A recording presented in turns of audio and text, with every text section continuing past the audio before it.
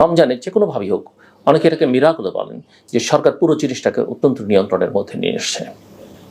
চাইলে যে পারা যায় এটা তার একটা উদাহরণ।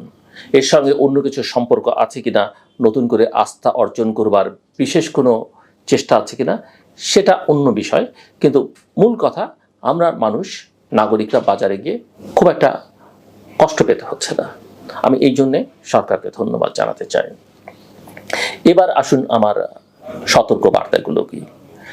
আমি যেটা লক্ষ্য করছি বা আমি যেটা বুঝতে পারছি, বা আমার নানান সোর্স যেসব ইনফরমেশন আমাকে প্রোভাইড করে বা আমি যেগুলো কালেক্ট করি, সেগুলো অ্যানালাইসিস করলে যা দাঁড়াচ্ছে সেটি আমি আপনাদেরকে বলতে চাই। আমি মনে করি একজন সাংবাদিক হিসেবে সেটাই আমার কাজ। আমি যা বলবো সব হবে এমনটা মনে করবার কোনো কারণ নাই, আবার হবে না সেটা মনে করবারও কোনো কারণ নেই। এবং কোনোটা যে সময়টাতে বলবো সেই সময়টাতে না হলেও পরবর্তীতে যা হবে না, নিকট ভবিষ্যতে বা একটু মধ্যবর্তী ভবিষ্যতে বা দূর ভবিষ্যতে, সেটা বলা যাবে না। কিন্তু বিষয়গুলো প্রণিধানযোগ্য। আমার মোটামুটিভাবে ধারণা হচ্ছে যে সরকারের মধ্যে অনেকগুলো গ্রুপ আছে আমরা জানি, কিন্তু মূল প্রবণতা যেটা, এবং সবাইকে বিলিয়ে সবার সিদ্ধান্ত যেটা এক জায়গায় যদি করি আমরা, তাহলে এই সরকার, যদিও তারা বলছে 25শে ডিসেম্বর, 26শে মার্চ, 26শে জুন, এইরকম এক ধরনের খেলাধুলার মধ্যে আছে তারা, কিন্তু আমার ধারণা তারা এই সময়ের মধ্যে নির্বাচন দিতে চাইছে না বা চাইবে না, নাও হতে পারে নির্বাচন।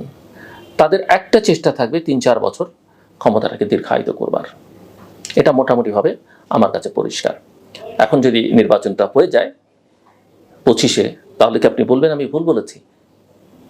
আপনি বলতে পারেন, কিন্তু আমার যুক্তি থাকবে যে নির্বাচনটা যদি 25শে করতে হয়, তাহলে রাজনৈতিক দলগুলোর বা নাগরিকদের মধ্যে যারা নির্বাচন চাইছেন, তাদের সরকারকে ব্যাপক চাপ প্রয়োগ করতে হবে।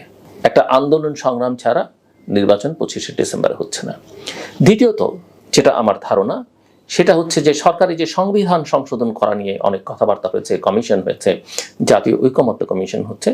সরকার আসলে সংবিধানের, এখন বলা হচ্ছে গণপরিষদ নির্বাচন আগে, সংসদ নির্বাচন পরে, কিন্তু মূল কথা হচ্ছে গণপরিষদ নির্বাচন করে হোক আর অধ্যাদেশ দিয়ে হোক, সরকার তার মতো করে সংবিধানটা পরিবর্তন করতে চাইবে। এবং এই বিষয়ে আমার ধারণা তারা মোটামুটিভাবে একটা স্থির সিদ্ধান্তে পৌঁছেছে, বা এই চেষ্টাটা তাদের মধ্যে প্রবল হবে। যদি না হয় সেটাও আসলে জনতার চাপে, রাজনৈতিক দলগুলোর চাপে না হতে পারে, কিন্তু লক্ষণ যেটা, যে সেই চাপ প্রয়োগ করবার মতো কোনো লক্ষণ আমি দেখতে পাচ্ছি না রাজনৈতিক দলগুলো, বিশেষ করে ক্রিয়াশীল বড় রাজনৈতিক দলগুলোর মধ্যে। তাদের মধ্যে নিজেদের মধ্যে ইতিমধ্যে নানা রকমের বিবাদ আছে, কিন্তু প্রধান যে শক্তি রাজনৈতিক দল, বাংলাদেশ জাতীয়তাবাদী দল, যে কোনো কারণেই হোক, তারা খানিকটা দ্বিধাগ্রস্ত। এটা বললে বোধহয় খুব অত্যুক্তি হবে না যে 15 বছরের শেখ হাসিনার আমলের নিপীড়ন নিষ্পেষণের ফলে তাদের মধ্যে যে ভয় ঢুকে গেছে মনের মধ্যে, সেই ভয় থেকে, সেই ট্রমা থেকে তারা বেরোতে পারছে না।